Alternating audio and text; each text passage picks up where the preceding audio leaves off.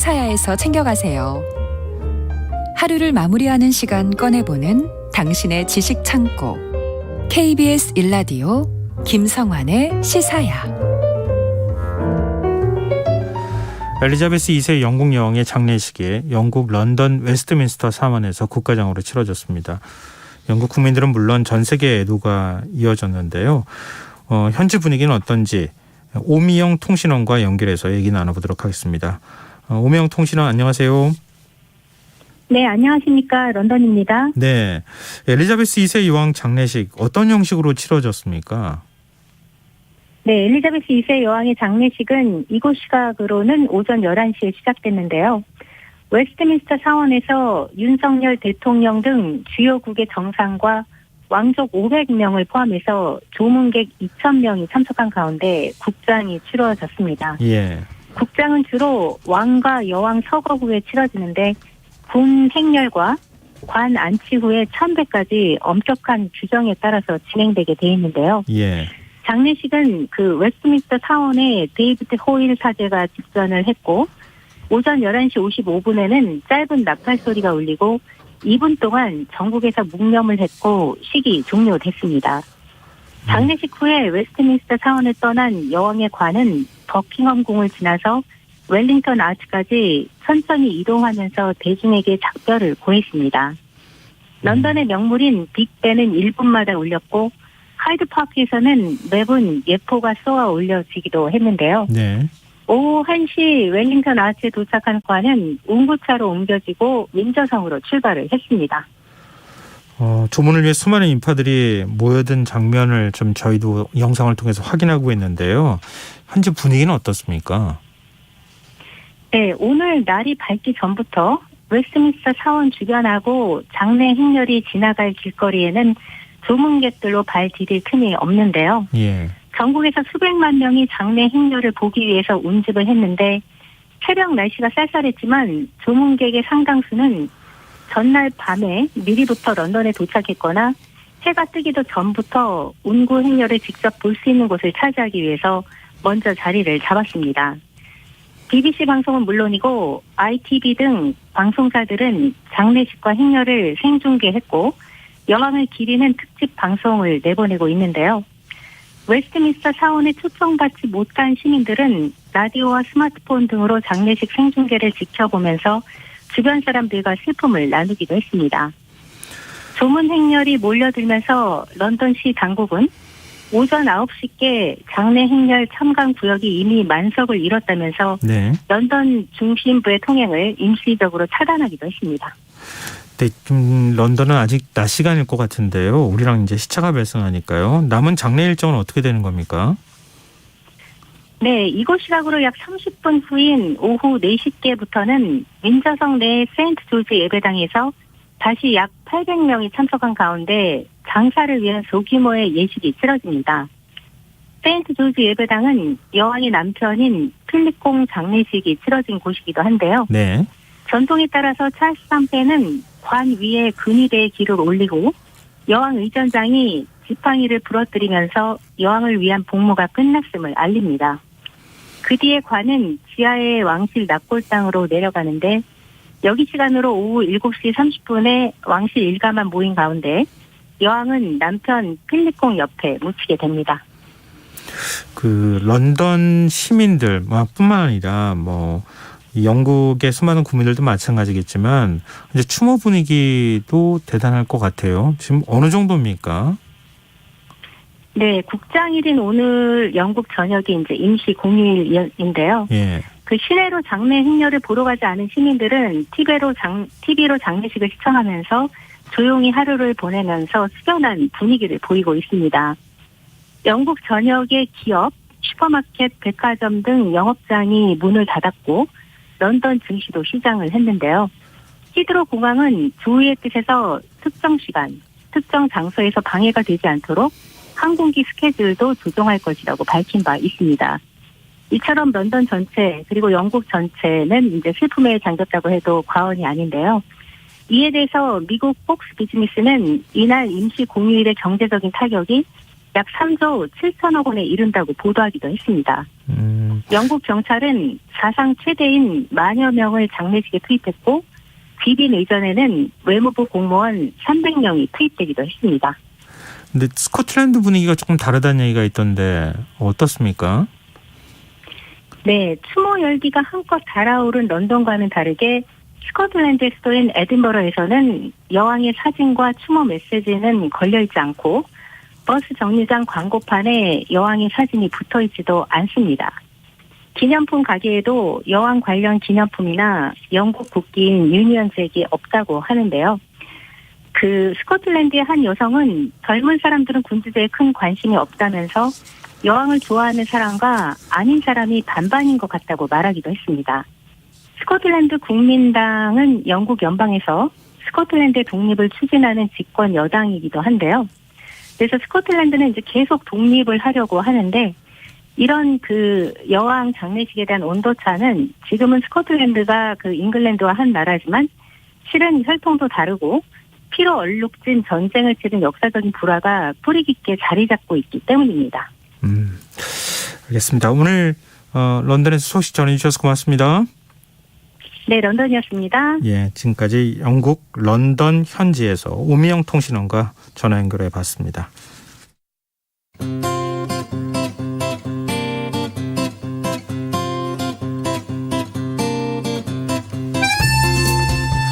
엘리자베스 2세 여왕은 입헌군주제, 그러니까 군림하되 통치하지 않는다는 원칙 아래 영국의 위상을 지켜냈지만 여왕 서거 이후 군주제 폐지론이 다시 고개를 들고 있다고 합니다.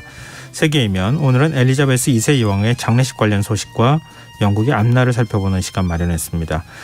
오늘은 조윤지 외신캐스터 나와 계십니다. 안녕하세요. 네, 안녕하세요. 네, 저 앞서 현지 통신원과 저희가 전화 연결해서 장례식 분위기를 좀 살펴봤는데요. 네. 지금 추모 열기가 대단하다고 느끼는 게 제가 지금 영상으로도 보고 있지만 수백만 명이라는 말이 네. 과장이 결코 아니더라고요. 정말 대단하더라고요. 네, 최대 100만 명 뭐 이렇게까지 얘기를 하고 있는데 네. 사실은 그 14일 밤부터 그때 이제 일반인들이 조문을 갈 수 있도록 네. 이제 웨스트민스터 홀에 이제 관을 안장을 해뒀었는데요. 네. 그때부터 이제 시작이 된 겁니다.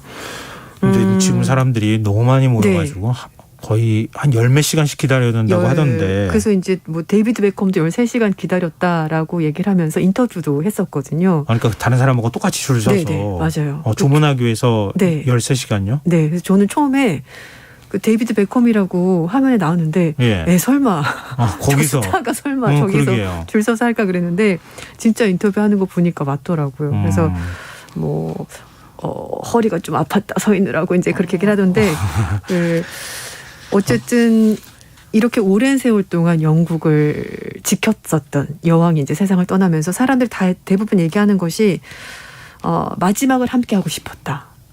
이렇게 많이 얘기를 하더라고요. 통치 기간이 70년이 넘잖아요. 70년 넘었죠. 그러니까 내가 태어났을 때도 여왕이었고 지금도 여왕인. 네. 그랬던 분이 이제 돌아가시니까 맞습니다. 많은 사람들이 슬픔이 클 수밖에 없지 않나 싶은데요.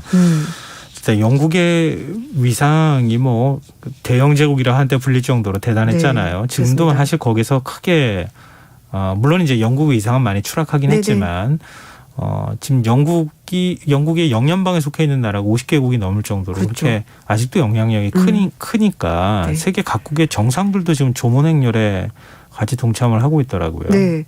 그 사실 일반인들이 조문하는 시간이 19일 아침 6시 29분에 끝났습니다. 네. 이제 그리고 나서 이제 이동을 하게 된 건데 18일 날 마크롱 프랑스 대통령 그리고 브리짓 여사가 경호원들이 물론 주변에 있긴 했습니다만 운동화를 신고 걸어서 웨스트민스터 홀로 향하는 모습이 포착이 됐습니다. 참배객들이 손도 흔들어주면서 이렇게 들어갔고요.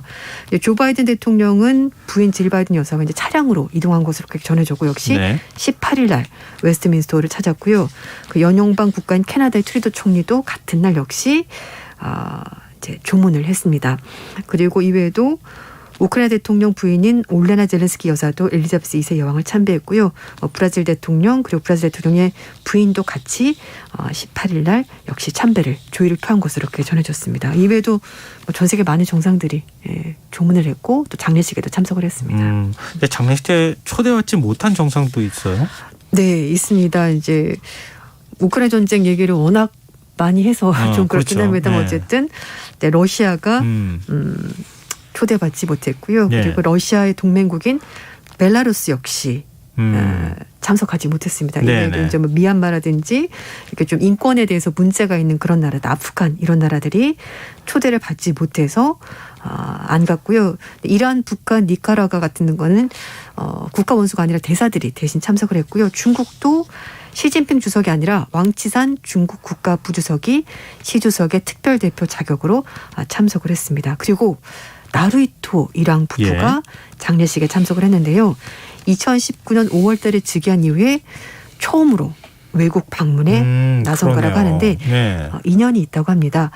영국 옥스퍼드 대학교에서 공부를 했었고요. 일왕이 그때 맞다. 엘리자베스 2세 여왕의 피크닉에 초대를 받아서 친분이 있었던 것으로 그렇게 알려졌습니다. 같이 네. 이제 같이 이제 왕이 있는 그런 국가다 보니까 그런 교류가 있었던 것 같고요. 그래서 뭐 전 세계적으로 한 2,000명 정도 조문객이 뭐 각국 정상 포함해서 각계 인사들 이렇게 해서 이제 온 것으로 전해지고 있습니다.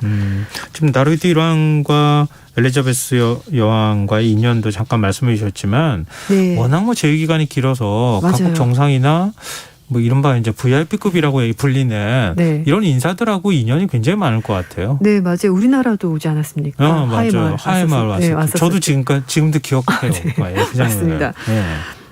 조 바이든 대통령이 40년 전에 민주당 상원 의원했을 때 엘리자베스 2세 여왕을 처음으로 만났다고 합니다. 그래서 바이든 대통령이 한 얘기가 살면서 정말 중요한 사람들 많이 만났었는데 여왕은 밖으로 보이는 이미지와 진짜 모습이 똑같은 사람이었다. 품이 있고 명예로운 사람이었다. 이렇게 고인을 추모했습니다.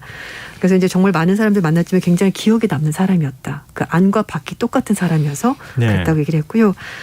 그러면서 바이든 대통령이 작년에 윈저성에서 여왕을 또 한 번 더 만났다고 해요. 그때 여왕을 보면서 자신의 어머니를 떠올렸다. 이제 그만큼 좀 푸근함, 따뜻함 이런 것들을 느꼈던 것 같습니다. 네. 그리고 뉴질랜드 총리 영연방 소속인데요. 예. 뉴질랜드 총리가 2018년에 취임하고 나서 그때 첫째 아이를 임신한 상태였는데 영국의 BBC와 인터뷰를 하면서 아던 총리가 이런 얘기를 했습니다. 여왕에게 물어봤다고 해요. 어떻게 엄마이면서 한 국가의 리더가 될 수 있습니까? 자기가 너무 힘들어서 그랬던 것 같아요. 물어봤더니 이게 이제 선출된 지 얼마 되지도 않았고 거기다 임신해서 몸도 무겁고 그러다 보니까 힘들었던 것 같은데요. 고민이 상당히 많았던 시기였는데 출산과 육아 그리고 한 국가의 리더로서 이 모든 경험한 엘리자베스 여왕에게 이제 고견을 듣고 싶었던 거죠. 네. 그런데 여왕의 대답이 정말 간단했습니다. 그냥 하는 수밖에 없어요. 본인도 그렇게 하셨으니까. 네, 그렇죠. 물론 그래도 여왕이니까 주변에 도와준 사람이 있지 않았을까요? 애도 키워주고 이모도 예. 있고 어쨌든 그래서 이제 그렇게 할 수밖에 없었다라고 대답했었는데 아던 총리가 이제 자신도 아이를 출산하고 뭐 국정도 돌보고 이렇게 하다 보니까 여왕의 대답이 현실적인 대답이었고 그게 진짜였구나. 경험에서 나온 진짜 대답이구나라는 생각을 했다고 합니다. 아던 총리가 딸을 낳았고요. 그리고 나서 2달 만에 사무실로 출근해서 또 열심히 총리로서 일을 했습니다. 뉴질랜드는 독립국이긴 합니다만 여전히 영국 여왕을 국가 원수로 삼고 있는데 아마 자신이 퇴임한 후에 죽을 때쯤이 되면 뉴질랜드가 공화국으로 바뀌지 않을까. 어쨌든 좀 점진적인 변화가 영연방 내에서도 있는 것 같다. 이제 이런 얘기를 했습니다. 근데 전 그 다큐멘터리 같은 걸로 봤는데요. 네. 여왕은 뭐 총리나 누가 이렇게 찾아오면 앞으로 이렇게 정면으로 대면을 안 하더라고요. 45도 각도로 옆으로 앉아서 이렇게 대화를 나누더라고요. 그래요? 네, 눈을 잘 안 마주치더라고요. 그래요? 그랬었나? 그래 기억이 잘 안 나네요. 아니 그 영상으로 보니까 이제 그런 게 네네. 나오던데요. 어쨌든 이런 따뜻한 면모들도 있고 똑같이 이제 아이를 키우면서 굉장히 힘들었던 기억들을 이렇게 또 얘기를 네. 조언을 해줬던 것 같은데요. 근데 장례식과 관련해서는 이런저런 뭐 여러 가지 에피소드라고 해야 될까요? 얘기들이 좀 있는 모양이에요. 네, 맞습니다. 일단 이게 정말 뭐 세기의 장례식이라고 해도 과언이 아닐 정도로 규모가 엄청나게 크고요. 인파도 정말 많았었고, 예. 그리고 또 뭐 보안상 이유로 여러 가지 이제 뭐 인력들도 많이 배치가 되고 그러다 보니까 좀 너무 과한 것 아니냐. 라는 얘기가 사실 있기는 해요. 아, 장례식을 너무 화려하게 치르는 거냐? 네, 비용이 너무 많이 드는 것 아니냐는 네. 얘기인데요. 이렇게 영국에서 국장이 치러진 것이 윈스턴 처칠 수상 이후 57년 만이고 네. 엘리자베스 2세 여왕의 아버지죠. 조지 6세 국장 이후 70년 만이라고 합니다. 뉴욕타임스에서 보도한 내용인데 여왕의 장례식 비용은 결국 영국 국민들이 내는 세금으로 치러지는 것 아니냐라고 말을 하면서 100% 세금이다. 이렇게 얘기를 했습니다. 그래서 영국 여왕이 영국의 어떤 기둥, 정신적인 지주, 상징되는 인물이긴 하지만 그래도 요즘 전 세계적으로 고물가 때문에 먹고 살기가 힘든데 네네. 이렇게까지 많은 세금을 써가면서 국장을 치르는 것이 합당하냐라는 이제 의문이 나는 겁니다. 네. 물론 영국 정부가 장례 비용을 구체적으로 공개하지 않았습니다.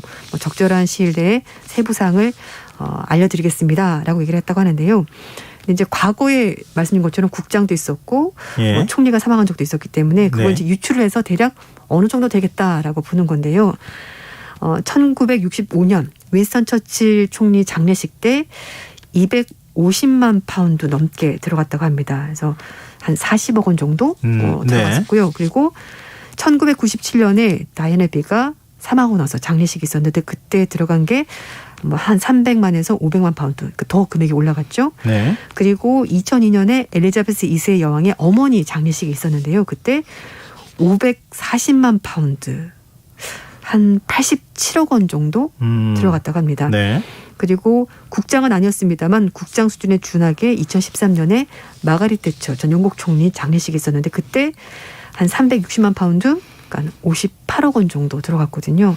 이렇게 유출을 해보면 적어도 60억에서 한 87억 그 위로 이렇게 예상을 해보는 겁니다. 이게 어느 정도 금액이라고 봐야 되는 건가? 네. 제가 이게 많다고 해야 될지 적다고 해야 될지 좀 당황스럽기도 한데요. 근데 또 워낙 그 조문객도 많고 그렇죠. 투입된 예. 인력도 많고 예. 그래서 그런데요. 이제 가장 비용이 많이 들어가는 항목은 경호랑 보안이라고 합니다. 대규모 사절단이 올 뿐만 아니라 일반 추모객 지금 어마어마하게 몰려있지 않습니까? 그렇죠. 그래서 경계태세를 강화해야 되기 때문에 인력이 많이 투입이 됐었고 실제 여왕의 어머니와 대처 전 총리 장례식 때 각각 80%, 86%가 그 치안 문제에 할당이 됐었다고 하니까 그 부분에 어쨌든 돈이 상당히 많이 쓰인다. 이렇게 볼 수 있을 것 같습니다. 일각에서는 국가적으로 영국 경기가 나빠질 수 있다 이런 얘기를 한다고요? 네, 이건 약간 조금 세상에 좀 약간 좀 과한 표현이 아닐까 싶긴 한데요. 예. 어쨌든 이제 앞에 통신원도 말씀하셨습니다만 이제 장례식 날짜가 공휴일로 정해졌거든요. 그래서 예. 은행, 증권거래소, 상점들 다 문을 닫았기 때문에 생산력이 좀 떨어지는 것 아니냐라고 말하면서 경기 침체에 빠질 거다라고 얘기하는데 사실 그것보다는요.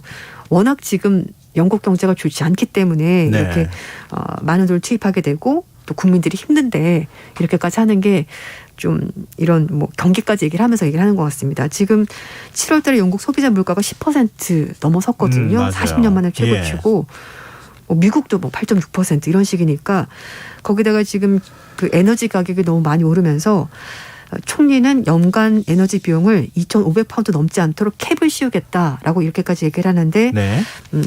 좀 과하다는 얘기도 있고 또 일부에서는 영국 중앙은행은 올해 말부터 영국이 경기 침체에 빠질 가능성도 예상을 하고 있다. 이렇게 얘기를 하고 있습니다. 그런데 네. 또 다른 의견도 있습니다. 사실은 런던 킹스 칼리지의 유럽 정치 외교학과 교수가 맨원이라는 교수가 있는데요. 이 교수가 이제 뉴욕타임스와 인터뷰를 하면서 한 얘기인데 영국인들은 원래 이런 모순 속에서 살아왔다라고 얘기를 했습니다. 네네. 매우 익숙하다 이렇게 사는 거에 대해서 장례식은 장례식이고 그리고 그게 영국 여왕의 장례식이지 않냐라고 말하면서 어쨌든 장례식 덕분에 영국에서 세계 최대 정치 진보리 행사가 열린 거랑 마찬가지다.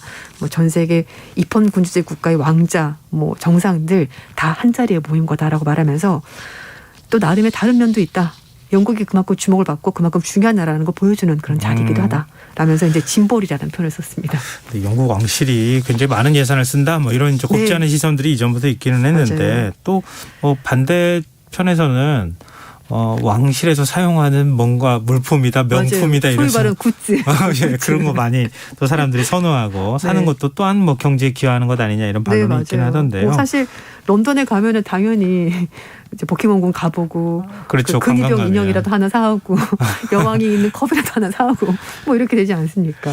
근데 그러니까 무엇보다도 좀 걱정스럽게 네. 바라보고 있는 시선은 여왕의 서거를 계기로 입헌군주제를 폐지하자 이런 주장이 슬그머니 지금 뭐 고개를 네. 들고 있는 상황이에요. 맞아요. 뭐 사실은 지금 시대에 웬 입헌 군주제 이제 이런 네. 분위기인 거죠. 사실 네. 솔직히 말씀드려서 젊은 사람들은 그렇게 뭐 그렇게까지 하고 살아야 되는 우리가 세금을 그렇게까지 내면서 뭐 물론 이제 뭐 영국을 상징하는 그런 인물이긴 하지만 네. 그래서 좀 사실은 젊은 층을 위주로 해서는 크게 관심이 없다거나 좀 반대하는 목소리도 있고요.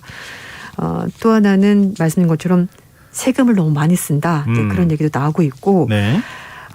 그리고 또 하나는 그 엘리자베스 2세와 달리 찰스 3세는 좀 개인사가 복잡했었던 인물입니다. 뭐 다 아시겠습니다만 부인과 이혼을 했고 다이애나가 결국 교통사고로 사망했고 뭐 불륜이었고 이혼녀와 예. 결국은 결혼을 했고 네. 그리고 굉장히 오랜 세월 동안 왕세자로 있으면서 이렇다 할 역할이 별로 없었고 주목도 받지 못했었고 그리고 또 그 자서전에 나온 얘기인데요. 예. 스스로도 본인을 굉장히 예민한 사람이다. 뭐 이렇게 표현했습니다. 그리고 이제 부인인 카밀라도 남편에 대해서 참을성이 없고 뭐든지 딱 일이 다 끝나 있기를 바란다. 이렇게 말을 했었고요. 예. 그리고 또 하나는 가장 최근에 즉위식을 하면서 그 서명을 하는데 책상이 좀 좁아가지고 잉크병이 있었는데 그걸 복잡하니까 치우라고 짜증내는 모습이 언론에 공개가 됐었고 네. 또 방명록에 서명하다가 손에 잉크가 묻어서 짜증내는 이런 모습들이 포착이 되면서 여왕과는 좀 너무나 다른 모습의 왕을 우리가 뭐 굳이 그렇게까지 하는 게 맞나. 그리고 이제 예전처럼 영국의 위상이 높지가 않지 않습니까? 네. 그래서 그런 데에 대해서 여러 가지 얘기를 하면서 이제 지금 시대와는 맞지 않는 행태다. 이렇게 얘기를 하는 거죠. 네. 그러면 앞으로 이제 찰스 3세가 즉위를 한 거니까 이미. 네, 맞아요. 근데 왕실 승계 순위가 어떻게 되는지 여기에 관심이 쏠리던데요. 네, 이게 좀 재미있는 게 있는데요. 예. 제가 먼저 그 찰스 왕세자가 지금 74살인데 이제 왕이 됐습니다. 예. 그래서 이제 아들 2명 있으니까 윌리엄이 이제 승계를 받게 되고요. 윌리엄의 자녀들이 그 다음 순서가 되는 겁니다. 그래서 예. 윌리엄 왕세자에게 3명의 자녀가 있습니다. 예. 그래서 조지 왕세손, 샬럿, 루이 왕세손 이렇게 있는데요. 예전에는 아들이 먼저 순위가 높았습니다. 네. 그런데 2011년 이후부터는 남녀에 관계없이 나이가 많은 순서대로. 네. 그래서 조지가 남자아이, 샬롯이 여자아이, 루이가 남자아이 이렇게 되거든요. 예. 예전 같으면 조지 다음에 순서가 루이가 돼야 되는데 지금은 샬롯으로 바뀌었습니다. 그리고 이제 해리 왕자가 있긴 한데 궁을 떠났잖아요. 그래도 왕위 그러네요. 계승에서는 순서가 그대로 유지가 된다고 합니다. 네, 알겠습니다. 계속 뭐 세계 이목이 집중될 것 같습니다. 자, 세계이면 오늘 여기서 마쳐야 되겠습니다. 지금까지 조윤주 외신캐스터였습니다. 고맙습니다. 네, 감사합니다. 김성환의 있어요. 오늘 여기서 마칩니다. 모바일 쿠폰 당첨자는 홈페이지 공지사항에서 확인하실 수 있습니다. 편안한 밤 되십시오.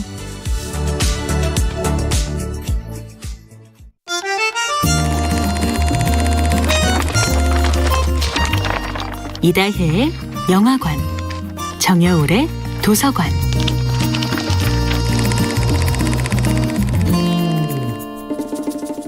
안녕하세요. 영화에 대해 자팍다식한 대화를 나눌 이다혜입니다. 이번 주에 이야기할 영화는 토니 스콧 감독이 연출하고 톰 크루즈, 발 킬머, 켈리 맥길리스가 출연한 1986년 영화 탑건입니다.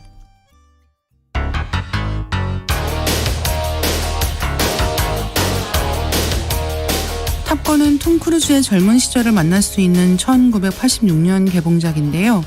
제목인 탑건은 영화가 시작되자마자 이렇게 설명됩니다. 1969년 3월 3일 미 합중국 해군은 최상위 1%의 전투기 조종사들을 위한 엘리트 교육시설을 설립하였다. 해당 학교는 잃어버린 근접 공중 전투 감각을 향상시켜 교육생들을 세계 최고의 조종사로 만드는데 그 목적이 있었다. 그들은 성공했다. 오늘날 미 해군에선 이 학교를 항공전 학교라고 부른다. 그리고 조종사들이 부르는 이름은 탑건. 탑건의 주인공은 해군 최신 전투기 F-14